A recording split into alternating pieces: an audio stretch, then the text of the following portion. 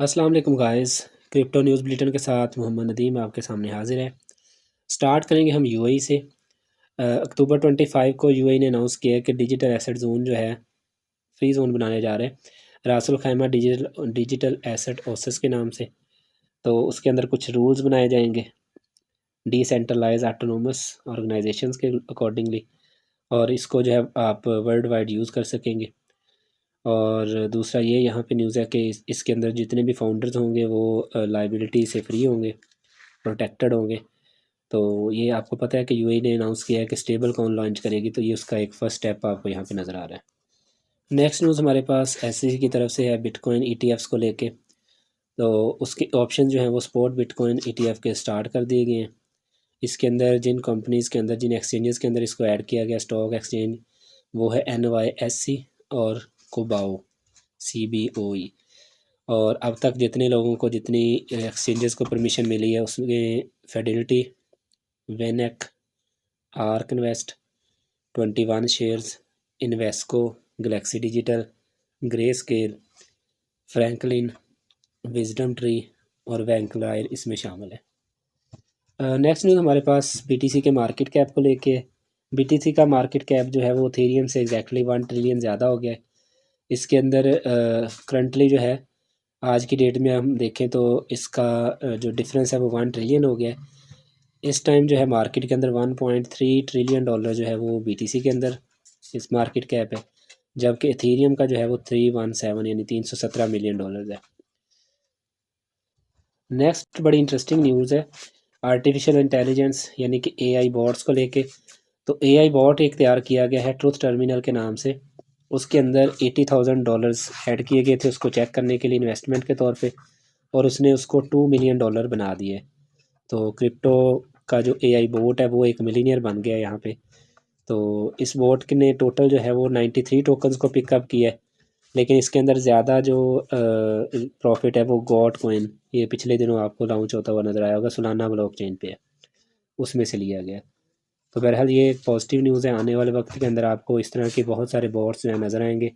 अभी भी हैं लेकिन अभी थोड़े से उसका ट्रेंड कम है। तो नेक्स्ट मतलब फ्यूचर में आपको ये बहुत ज़्यादा तादाद में नज़र आएंगे। नेक्स्ट न्यूज़ हमारे पास बिटकॉइन के नेटवर्क फ़ीस को लेके है। बिटकॉइन नेटवर्क की फ़ीस जो है वह ट्रिपल हो चुकी है। सिर्फ इस वीक के अंदर जो है वो 200% इंक्रीज़ हो गई है, और इस टाइम जो है $15.5 मिलियन पे पहुंच चुकी है। और इसके पीछे रीज़न ये है कि रून जो प्रोटोकॉल है वहाँ से NFTs को बिटकॉइन ब्लॉकचेन पे ट्रांसफ़र किया गया है। बहुत ज़्यादा ट्रांजैक्शंस होने की वजह से इसकी फ़ीस जो है वो इंक्रीज़ हो गई है और 200% पॉजिटिव हो गई है। नेक्स्ट न्यूज़ हमारे पास ECB यानी यूरोपियन सेंट्रल बैंक की तरफ से है। उन्होंने कहा है कि जी ये जो BTC है, बिटकॉइन जो है वो यूरोपियन इकॉनमी के लिए जो है वो ख़तरनाक है, हार्मफुल है। मज़ीद उन्होंने ये कहा है कि सतोशी नाकामोटो ने ये जो एक मेथड बनाया था बेटर पेमेंट सिस्टम के नाम से यानी बिटकॉइन, तो ये एक इन्वेस्टमेंट वाला एसेट है जो कि आने वाले वक्त के अंदर हमारे पूरे सेटअप को ख़राब कर सकता है, जो कि इसके अंदर वॉलेटिलिटी बहुत ज़्यादा है, प्राइस इसकी ज़्यादा अप डाउन जाती है। नेक्स्ट न्यूज़ हमारे पास माइकल सेलर की तरफ से है। माइकल सेलर का कहना है जी जितनी भी नई कंपनीज़ हैं, बड़ी बड़ी कंपनीज़ हैं, ये बिटकॉइन के अंदर BTC के अंदर जो है इन्वेस्ट करेंगी। उसने कहा है कि एप्पल जो है वो ऑलरेडी बिटकॉइन बाय कर रहा है। माइक्रो स्ट्रैटेजी तो मतलब बहुत देर से जो है वो इसके अंदर मतलब डे बाय डे कुछ ना कुछ ये ऐड करते जा रहे हैं अपने फंड्स के अंदर। और इसी तरीके से वो कह रहा है कि जितनी बाकी कंपनीज हैं ये भी बिटकॉइन को बाय करेंगे। लेकिन यहाँ पे एक चीज़ मैं आपको बताता जाऊँ जो थोड़ी सी आपको, आपने विजिलेंट रहना है कि जितने भी मेन स्ट्रीम के ऊपर न्यूज़ आती है ना, जैसे ये माइकल सेलर दे रहा है या इस तरीके से और बहुत सारे इन्वेस्टर्स आपको देते हुए नजर आएंगे, ये जो है जस्ट लोगों को बुलिश करने के लिए दी जाती है। इससे पहले भी जब जब भी इस तरह की हमें इंफॉर्मेशन दी जाती है मेन स्ट्रीम के थ्रू, तो उसमें जनरली यही हुआ है कि उसका ऑपोजिट होता है।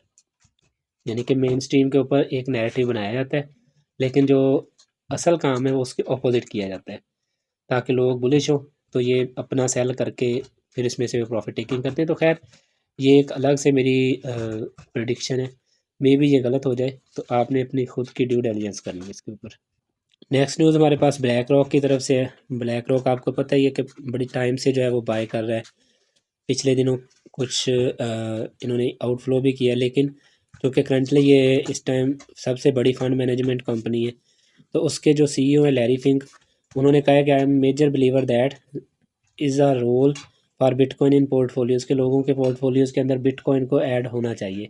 तो ये भी पिछली न्यूज़ के जैसे ही है, जैसे माइकल सेलर कह रहा है ऐसे अब लैरी फिंक कह रहा है। तो ये सारे लोग जो हैं वो हमें एक तरह से जो है ना इसके ऊपर बुलिश कर रहे हैं, और वही चीज़ है कि ये प्रॉफिट टेकिंग करना चाहते हैं या कुछ भी। फ़िलहाल ये कहना थोड़ा सा डिफरेंट होगा। तो बाकी इसके लिए इंशाल्लाह मैं आपको अलग से एक वीडियो बना के बताऊँगा, इसके अंदर सारे जितने फैक्ट्स एंड फिगर्स हैं। नेक्स्ट न्यूज़ हमारे पास बिटकॉइन के माइनर्स को लेके है। बिटकॉइन के माइनर्स जो हैं वो कह रहे हैं कि बीटीसी सॉरी जो अक्टूबर है ये हमारे लिए एक वर्स्ट मंथ साबित हो रहा है। बिटबो की न्यूज़ के अकॉर्डिंग 571 मिलियन डॉलर के जो हैं बिटकॉइन जो है माइन किए गए। ये जो है इस time 70% below then March peak, जो कि 29% लेस देन सितंबर है। कहने का मतलब ये है कि वहाँ पे चूँकि उस टाइम आपके पास हाल्विंग नहीं हुई थी, तो हाल्विंग की वजह से इनको ये सारा लॉस हो रहा है। अभी तक हालांकि इन्होंने 9000 बीटीसी माइन कर ली है, लेकिन इसके बावजूद ये जो है अभी माइनस में है। चूँकि आपको पता है जब भी हाल्विंग होती है तो बिटकॉइन की जो क्वांटिटी माइनर्स को दी जाती है वो हाफ़ कर दी जाती है। तो उस हाफ़ होने की वजह से ये लोग जितने भी अभी माइनिंग कंपनीज हैं ये लॉस में है। हालांकि इस टाइम बीटीसी सबसे ज़्यादा हमारी नज़र में यानी कि near to March all time high है, लेकिन इसके बावजूद ये सारे लोग अभी लॉस में हैं। नेक्स्ट न्यूज़ है हमारे पास इस वीक के जो आल्ट कोइन गेनर्स हैं। कौन कौन से आल्ट कोइन है? सबसे पहले एप कोइन है, APE 115% अप हुआ है और $1.2 के $52 के ऊपर इस टाइम चल रहा है।